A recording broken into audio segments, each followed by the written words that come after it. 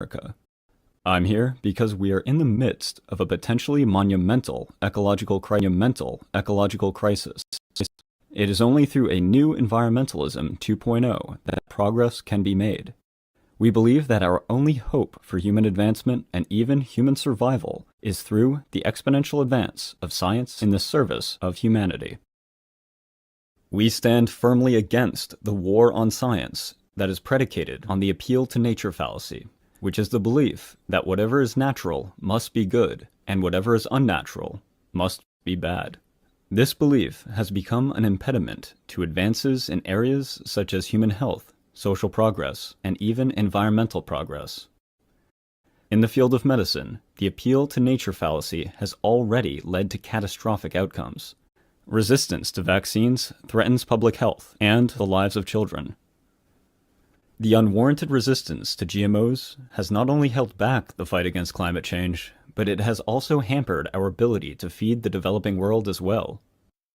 Campaigns against GMOs have also held back efforts to ward off the deadly Aedes aegypti mosquito, which has killed countless millions as a carrier of disease and plagues. The scientific consensus concerning the safety of GMOs is solidly supported in every major scientific organization across the planet. The only thing green about being anti-GMO is the extra cash that is made by overcharging for expensive boutique food. But that won't cut it when it comes to raising crops with accelerating heat stress, droughts, floods, disease, and insect infestations brought on by a hotter planet. It makes no sense to accept the call of the IPCC for decarbonization within the next 12 years and yet reject their conclusion that these goals are impossible without nuclear power, which has proven itself to be the cleanest, safest, and most reliable way of achieving decarbonization. It is the most reliable way to decarbonize simply because the alternatives of weather-dependent power sources are inherently unreliable. And nuclear is the cleanest energy source because it is the only form of energy production that completely encases its waste stream. Super safe, advanced Generation 4 reactors, which will almost completely convert existing nuclear waste to centuries worth of energy, are coming very close to commercialization. In fact, it goes completely against most everything we're led to believe, but nuclear is legitimately the safest form of energy generation according to all the accepted worldwide energy fatality data. But there is one thing that nuclear is not safe for, and that is the fossil fuel industry. The fact of the matter is that the fossil fuel industry has a long history of funding the anti-nuclear movement, along with climate change deniers, to protect their bottom line. Solid science is in dire need of a champion. And that is what eco-modernism is all about. Eco-modernism is a new environmental paradigm which looks to reverse the fear of nuclear power and scientific progress in general. Ecology-based modernism is the most direct way to define it. Eco-modernism as a philosophy is described in the Eco-Modernist Manifesto. We believe humanity should not be rejecting technological progress, but rather separate our impacts from nature through the responsible use of technology and urbanization. Urbanization is an unstoppable worldwide trend and the best solution to many environmental problems. It offers sustainable development for the human population and is a historic antidote to both deforestation and species extinction, as humans move away from using wildlife as their protein source. Vertical, urban, high-rise architecture minimizes the use of land, resources, and energy, enabling walkable cities that facilitates the more efficient use of mass public transit as well. It must be emphasized that our support for technological solutions is definitely not about defending industrial polluters. Nor does our defense of technology imply that we just need to sit back and let things take care of themselves. To the contrary, we believe that humanity is at a crossroads that severely threatens our future on this planet. We reject the idea of resource limits on many levels. The advance of science has a long history of getting around problems of resource scarcity and will continue to do so. Another reason is that Earth is just one of a multitude of worlds available to explore in our solar system and beyond. Comets and asteroids are untapped reservoirs for raw materials. If we could find a way to thrive in artificial ecosystems off-world, we could use what we learned to help sustain terrestrial ecosystems here on Earth. I hope by now you understand the worthiness of our cause. Ecomodernism is really only a philosophy at this time. I want to talk to you about the necessity of turning it into a movement, which will be part of the larger environmentalist movement. For it is only through our presence and participation that there can be any hope of moving environmentalism in the right direction.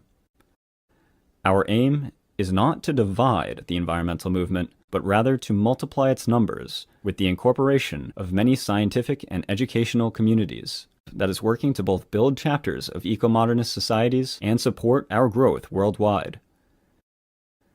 We aspire to increase our numbers by bringing together the numerous supporters of climate action that have been alienated by mainstream environmentalism's wildly contradictory support for the shutting down of nuclear power plants in the midst of a climate emergency, and welcome them into our ranks. Thank you.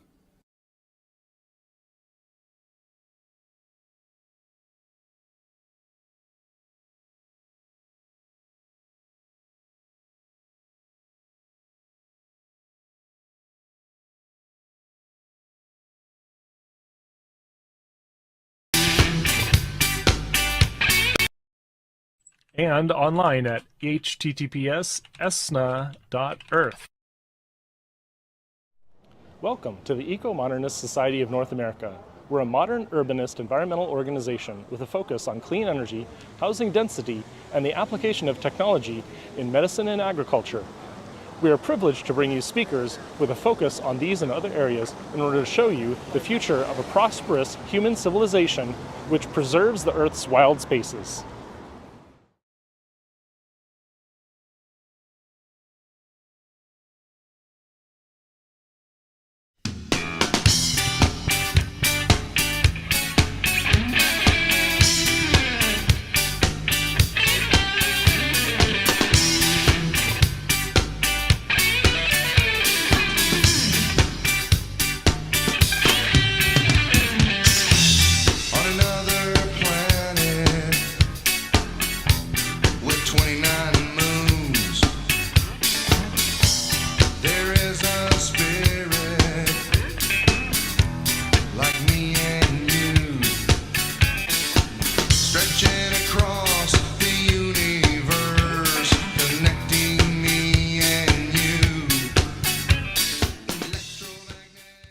Something went wrong. Oh, hello and welcome to the Eco-Modernist channel live. Nope. Okay. You still got that thing running. Yeah. Are you live right now? Yep. Okay, you're coming in. Great. I flubbed the music transition, but okay. I hope our audience is forgiving. Yeah.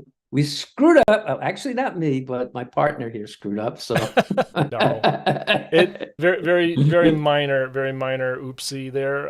My automation isn't working, but we're here anyways. All right. Hello. Right. From the top. Hello and welcome to the Eco-Modernist channel live.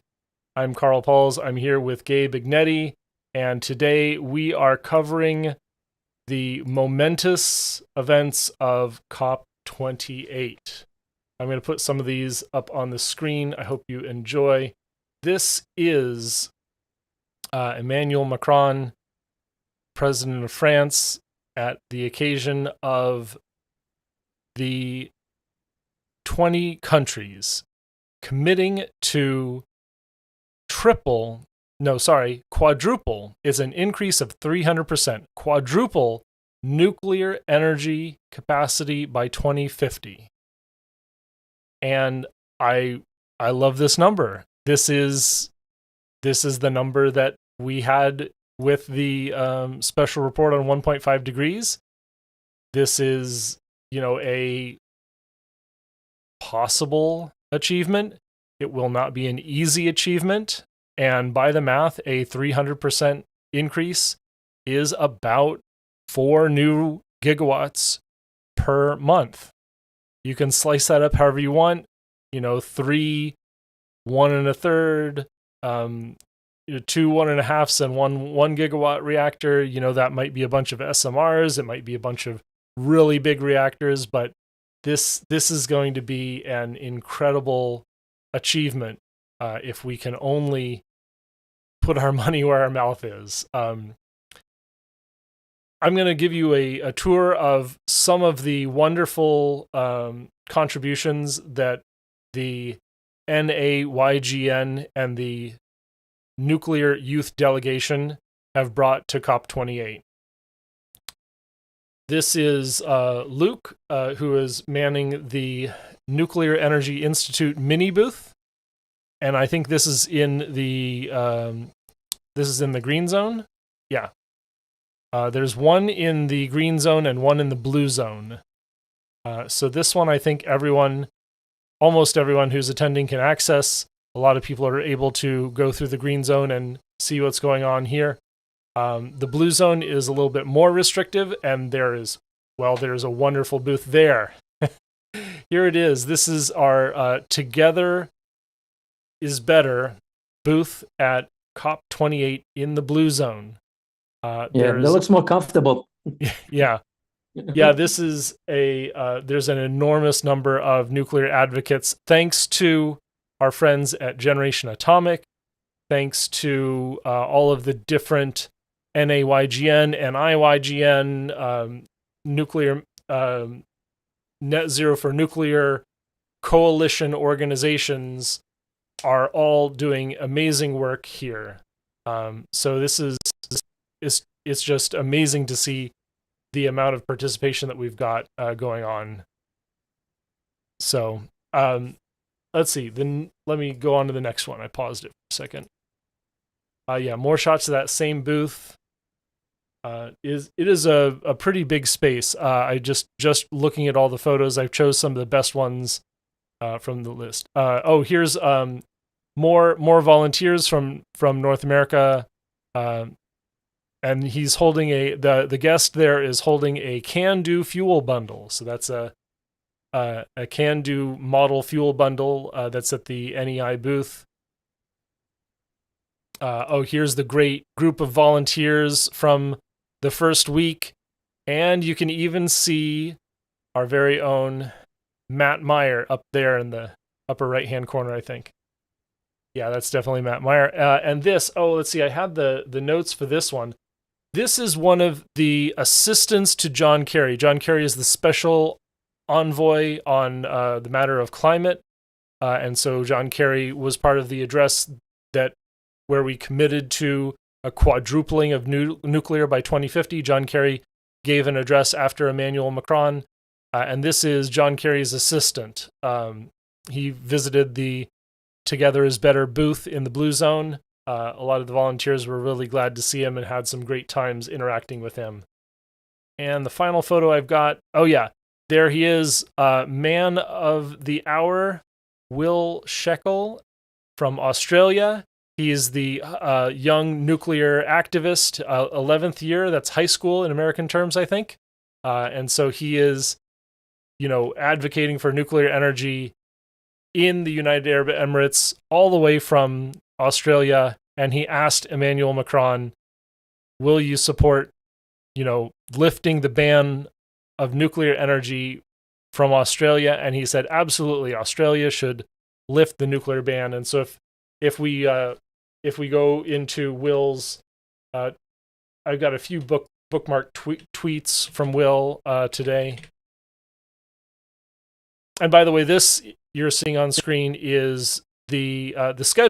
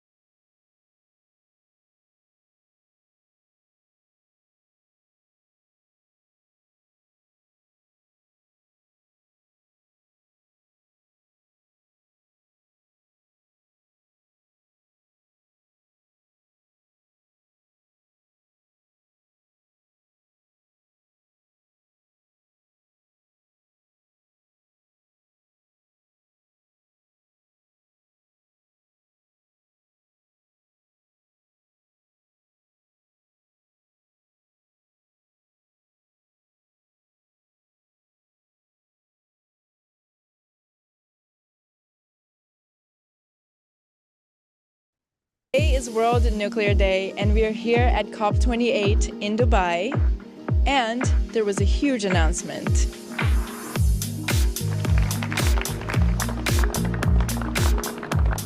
Several countries wanting to triple nuclear capacity by 2050. What are your thoughts on it? Net zero is not going to happen without looking at all solutions, and hear me? nuclear is a critical player in making sure that we get there. We're just gonna dance. A very ambitious goal. Well, first of all, I would just reinforce what you've said. Very, very ambitious. And as has been said, the presence of nuclear energy at this COP is simply unprecedented. Bonjour. Bonjour. Super. I don't speak French. Can you just reiterate France's opinion on nuclear energy and why you're here today to support I'm this? here because 70% of our energy is produced by nuclear, which makes us one of the lowest carbon emission country in the world. And we very back this initiative to triple by 2050 because there is no way forward to carbon neutrality without nuclear energy. Plus, all the money we put on innovation to stabilize small and modular reactor, to reduce waste, to improve safety, makes nuclear energy one of the critical solutions in order to deal with climate change. Carl, you hear me? One moment. Okay. Okay, sorry about that. Are you able to hear me, Gabe? Yeah, I hear you now. Okay, great. I stopped speaking and I need to reshare the screen to get sound with you. Oh, and I guess my numbers might be the sound out. Yeah, I'm getting sound it out out. to everybody else? It's going out. Okay. All right. I guess I made a slight error in the start. It is triple, so that's an increase of 200%. A little, so that'd be a little less than 4 reactors per month. Not quite like 4 per month is this original special report on 1.5 report, and that's why I was so excited to see the 300% number, 300%, just like SR15. But no, we're not even going as hard as we were back then. It's a little less, unfortunately, but still pretty terrific news that we have such a commitment. Here's Will's tweet where he's talking to Macron. And I was wondering, what do you think, Emmanuel Macron, I'm from Australia, and I was wondering, what do you think is the role of nuclear energy in global plans to decarbonise? I hope that you will manage to lift the ban. I mean, nuclear energy is... I don't hear any sound on these videos. Okay, Gabe, Yes. I'm sorry. Let me reiterate. I'll have to reshare my screen. Let me try to do that. Okay. Let's sorry if I interrupted you. Let's take a quick break and I'll get that done. Okay.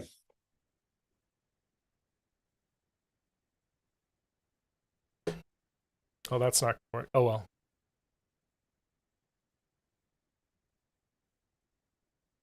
Where did my Zoom go? There it is. All right. Sorry for interrupting there. So this stuff's complicated. The world's complicated. What could you say?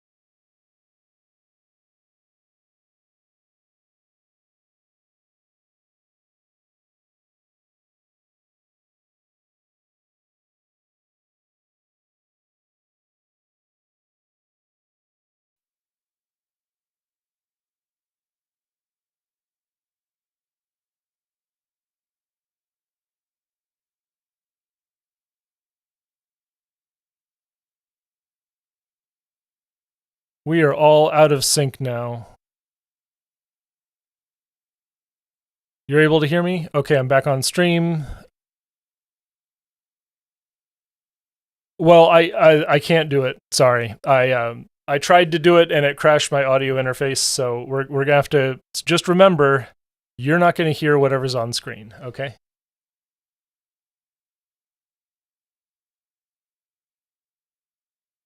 Okay, so again, here is Will Shackle talking to Emmanuel Macron.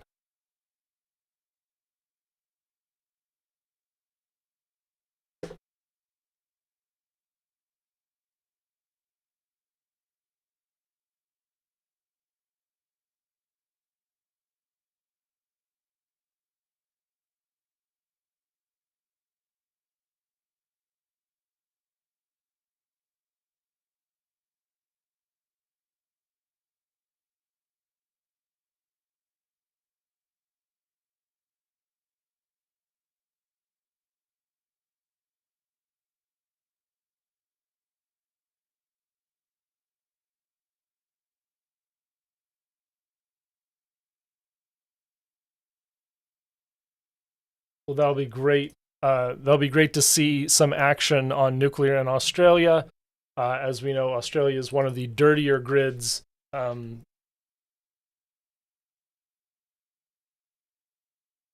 I get to electricity maps, we can sort of compare. And let's look at the list of 20 countries.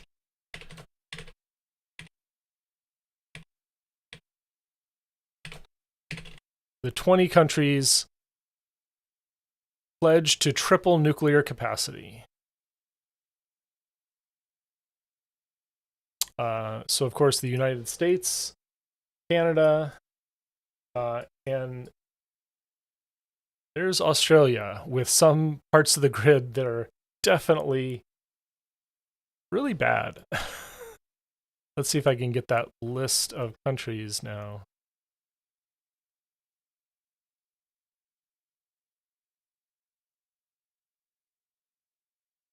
Yeah. Okay, so here's the list. It is United States, Bulgaria. Here we go. Let's find Bulgaria. There it is. 412 grams of CO2 per kilowatt hour. And their grid is already some nuclear, so that's good.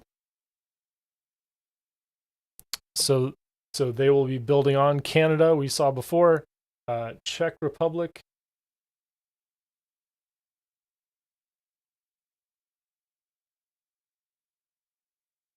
There it is. Some nuclear, but a lot worse. Unfortunately, still a lot of coal there. Finland.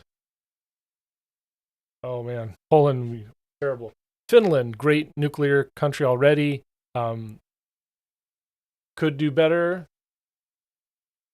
France is doing wonderful today.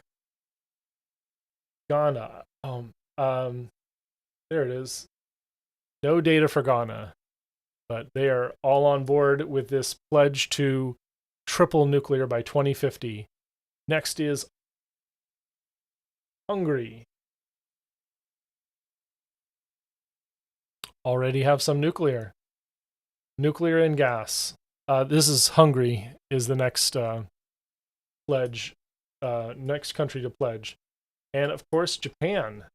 Unfortunately, still not as much nuclear as we would like. There's some dirty grids here, some cleaner grids, nuclear powered. Yep, Japan is on board as well. Yeah. South Korea, of course. Half coal, half nuclear.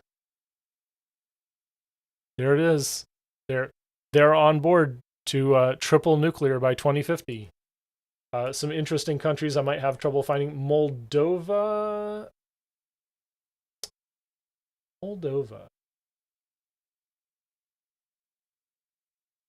China is not on board, apparently. Maybe they just weren't ready to sign that commitment.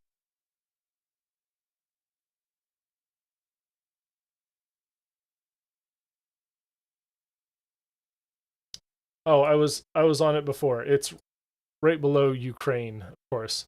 An entirely gas-powered grid, unfortunately. Mongolia, that's a really interesting commitment. That's about as close to China as I think we were going to get. We don't have any data from Mongolia, but of course, their grid is not clean. There's a huge amount of manufacturing going on in Mongolia. That's extremely encouraging to see Mongolia. Even if you don't get China, we've got Mongolia.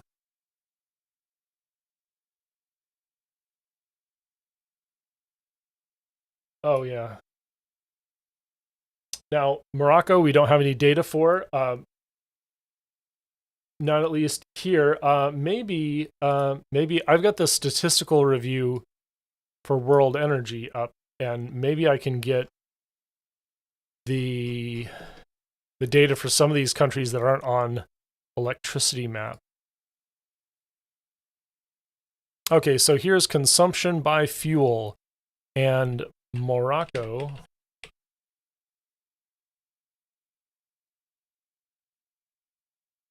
looks like it is mostly oil, so that's a really terrible, yeah, over 60-70% oil in there. About half an exajoule per year of energy produced using oil in Morocco. So you would hope, but according to the statistical review of world energy, they do not. They only produce 0.06 exajoules of renewable energy, vastly overshadowed by coal. They produce about 4 times as much energy with coal at 0.28 exajoules. Right. Well, it's definitely a sunny country, but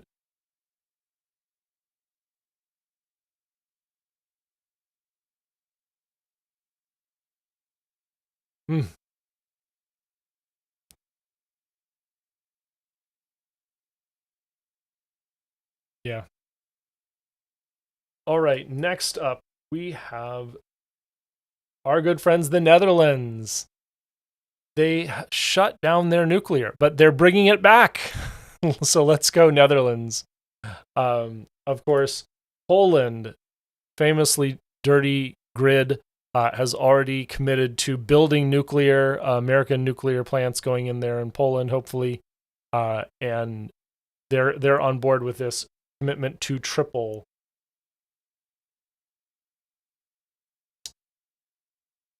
And I'm testing my geography again. Romania, already nuclear powered, is on that commitment to triple nuclear by 2050. Slovakia. Yeah. Well, some of these, the problem is that with a little bit of coal, really dirties the grid. I mean, just look at Slovakia here. They're nuclear, but a little bit of coal just takes you much higher than you would be otherwise. And if only 4% of coal brings them to almost 300 grams. Oh, there's Slovakia is 47% nuclear. Yeah, there's also this unknown, they're at 255 grams per kilowatt hour. So a third of the worst countries like Poland. Now let's see if I can. Yeah, there it is, Slovenia. Already nuclear powered, just a little bit worse than Slovakia, with a lot more coal. It must be that unknown, must be oil or diesel or something. I don't know why Slovakia's grid is so dirty if it's not coming from, if Slovenia's looks like this. Yep. 25% nuclear, 26% hydro, Slovenia. And of course, Sweden. Sweden's broken up into a bunch of different grids. all of them are tremendously clean, whether it's nuclear in the south or hydro in the north. Sweden, except for the very, very southern tip of Sweden, is a tremendously clean grid already, and they're on this commitment to triple nuclear by 2050. And then, of course, our friends in Ukraine. We don't currently have any data, but Ukraine previously was known to be a very strong nuclear country. And if I get up Ukraine's data,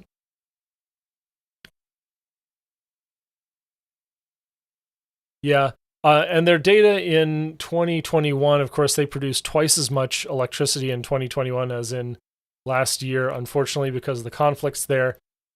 And they are about even coal, gas, and nuclear. And so Ukraine, may peace return to it, will have joined that commitment to triple the global nuclear energy by 2050. And of course, the host nation, UAE. Data's really spotty right now, but of course, in the future, I hope we see them show up on the electricity maps because of Baraka nuclear power plant. As we discussed earlier, Baraka is bringing 25% of their entire country's electricity in the next few years. We will see all four of those domes, all four of those reactors come online. Previously, they just got the first few reactors connected and certified to the grid, and so we'll see the rest of those reactors connected and increase their capacity factor quite soon, I hope.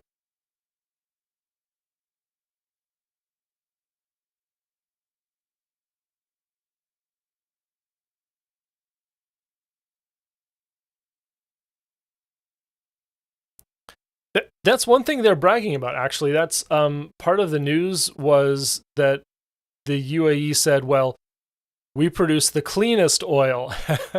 Well, oil itself is not clean, but maybe they expend less fossil fuels extracting fossil fuels. So there's a little silver lining.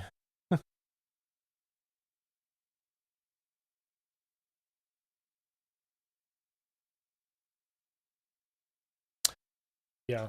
So the next item to look at is the UK. The UK, the final signatory on this commitment to 20%, tripling nuclear energy by 2050. So let's let me take a quick break, and I'll put you up on the screen, and but I need to step away for just.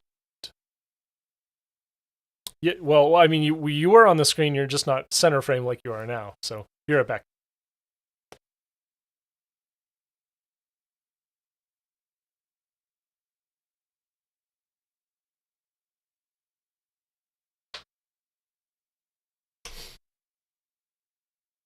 That was quick.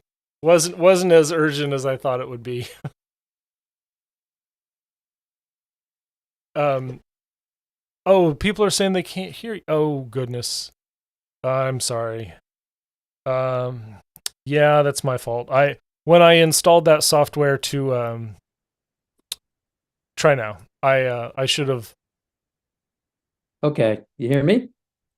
I think he's back. Chat, let us know. I've double checked, and I see. I know you all miss me out there. I know you all miss me. Yeah, I tried to share my sound with Gabe, and it crashed everything. You're back. Well, you that whatever you did kind of created a tremor in the force, I guess. Yeah. Yep, changing things last minute never works. So yeah. Go ahead.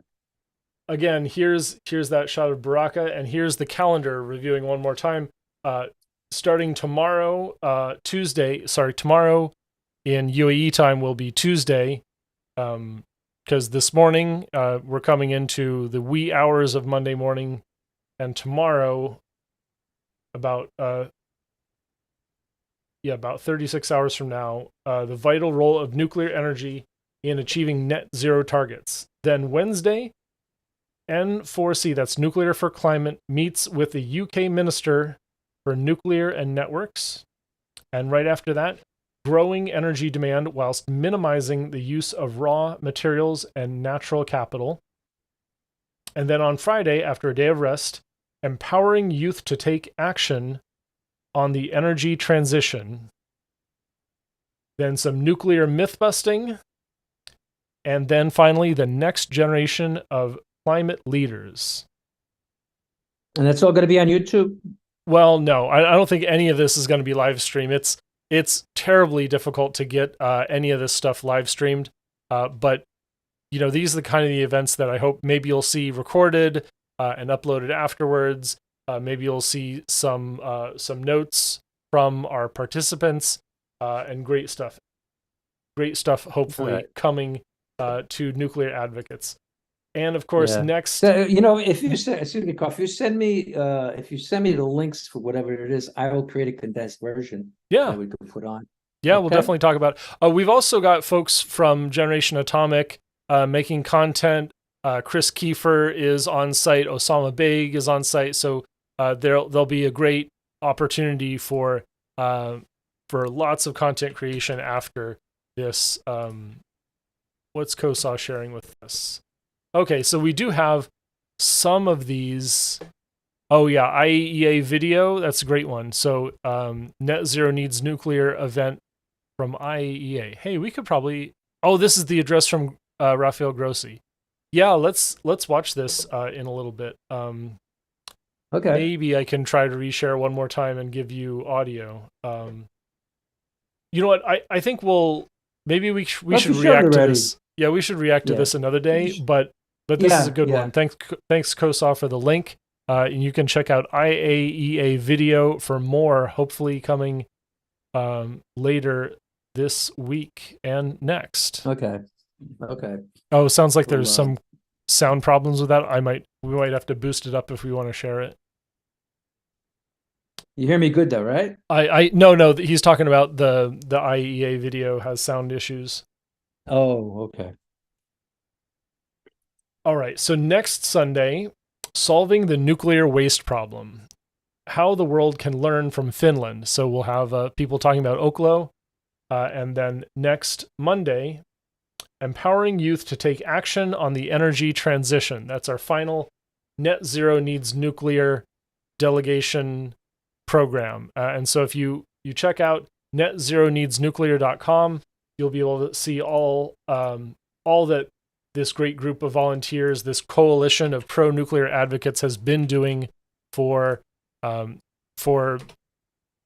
stake in solving the climate crisis in the UAE at COP28. All right. That'll be great. So when it comes to sort of these pledges and commitments, there's a lot more we could be doing. And there's this history of folks trying to downplay and sort of minimize the progress that we've been making in these COP meetings. We talked about this before. There's a lot of people calling to boycott COP28.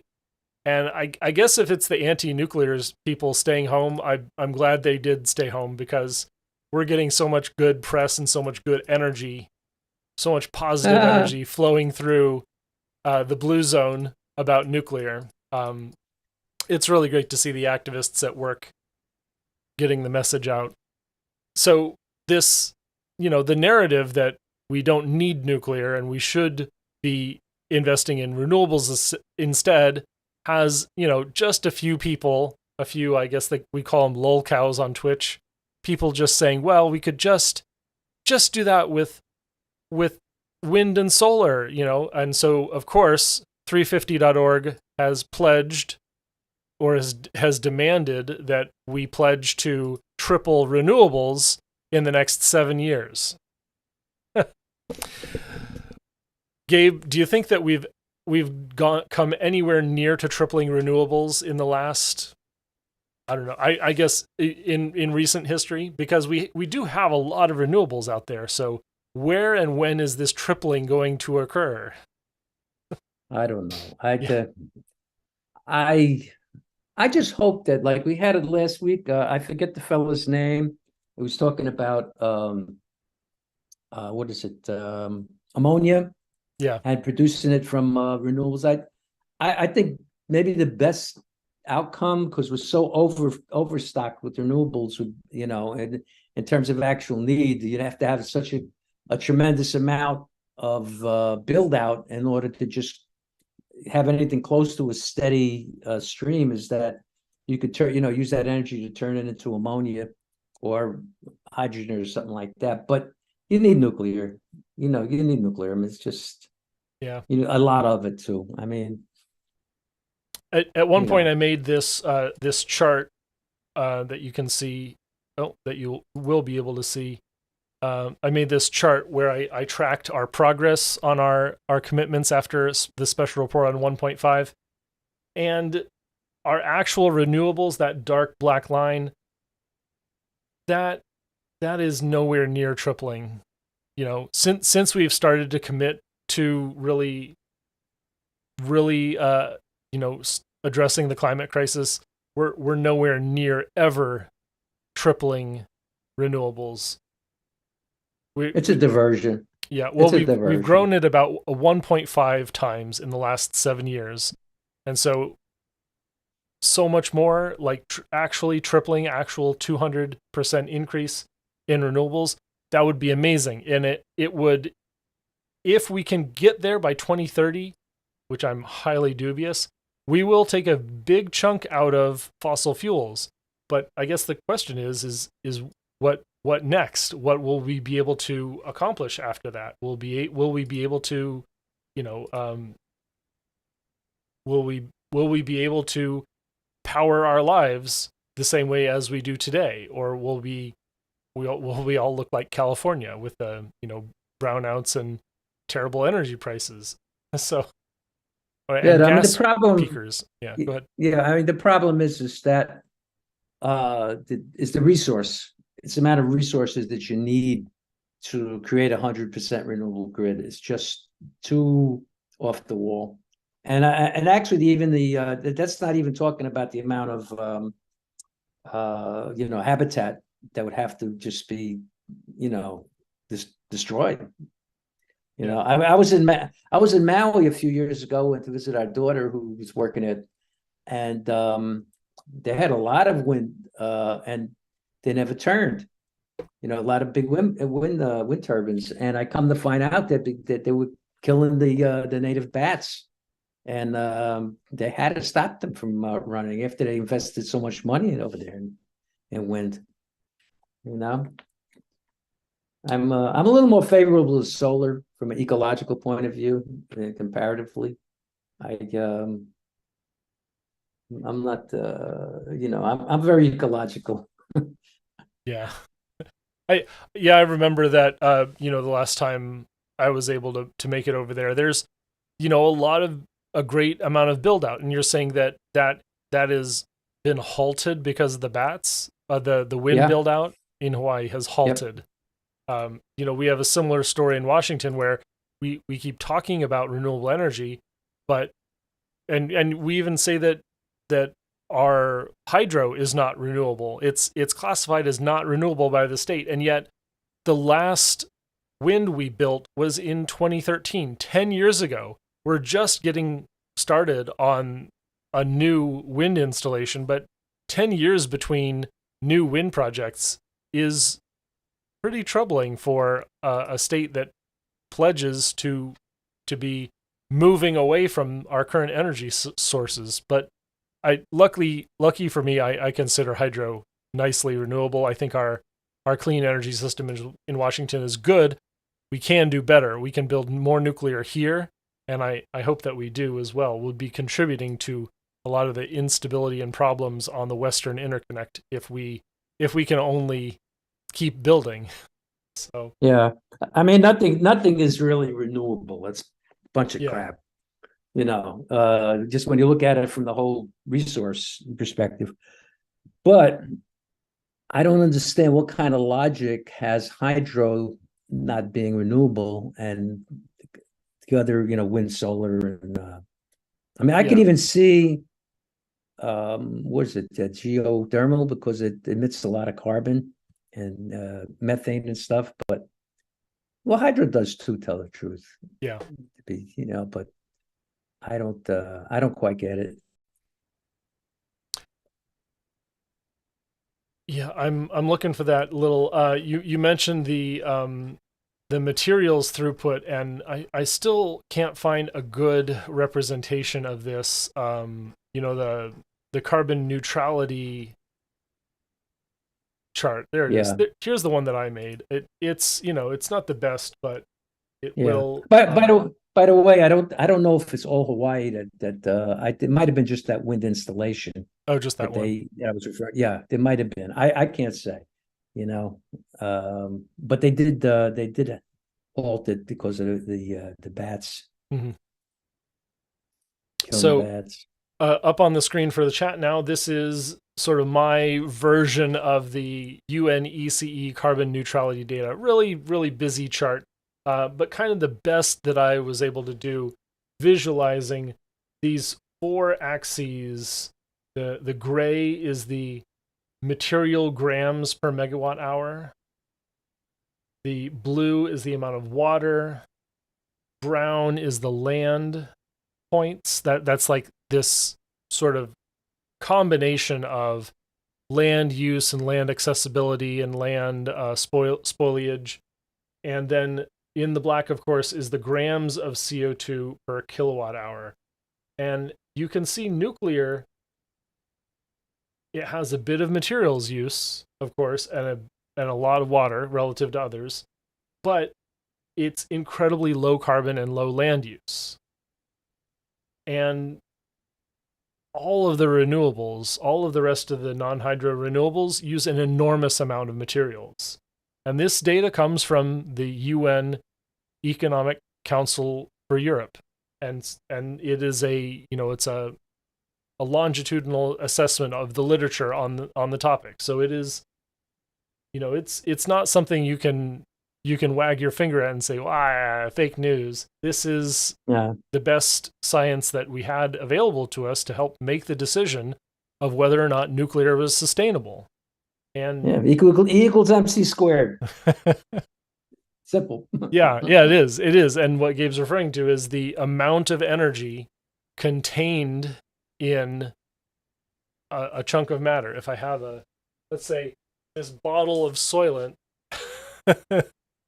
this would be like 70 years of your lifetime of energy demand. That's it. This would be like the average American lifespan of energy use. Yeah, that's I'm sure that's assuming that it's not reused in an advanced molten salt reactor. That's today's technology. That's today's technology. Yeah, it's probably a marble if that you'd be talking about with right molten salt reactors. I hope Ed File is able to get his thing off the ground. Nuclear waste incinerator.